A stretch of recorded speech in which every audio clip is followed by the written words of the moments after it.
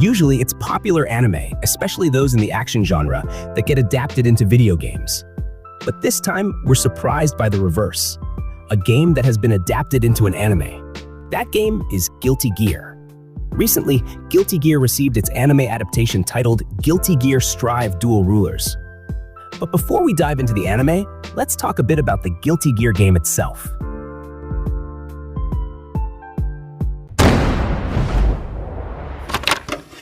The beginning of Guilty Gear dates back to May 14, 1998, when the game was first released for the PlayStation 1 console.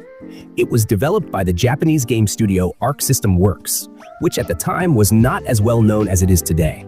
The project was led by a multi-talented creator named Daisuke Ishiwatari, who not only served as the director but also worked as the character designer, music composer, and even the voice actor for the main character, Soul Bad Guy.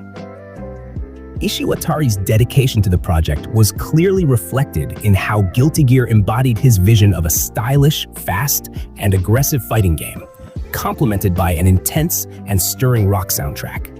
Guilty Gear entered the scene as a bold challenger with a very distinct identity.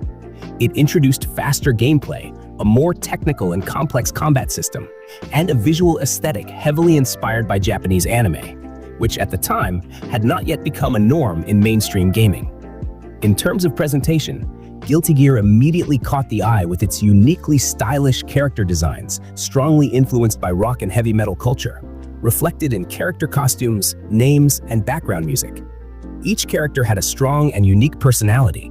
Soul Bad Guy, rebellious and fierce, contrasted sharply with Kai Kisuke, a noble and dignified knight, creating a dynamic and engaging cast. One of the most striking innovations in Guilty Gear was the introduction of the instant kill system, a special attack that allowed players to defeat opponents instantly if executed under specific conditions. Though seemingly overpowered, this feature was designed to be balanced and difficult to exploit, requiring perfect timing and well-thought-out strategy. It became a high-risk, high-reward element that was both thrilling and satisfying when used successfully. With all these elements combined, Guilty Gear established its own identity as a fighting game that was not only technically demanding, but also incredibly stylish and full of personality. While it didn't achieve massive commercial success right away, the foundation laid by this first installment became the beginning of one of the most respected and influential fighting game franchises in both the Japanese and global gaming industries. Entering 2007, Guilty Gear faced a major challenge that nearly disrupted the continuation of the series.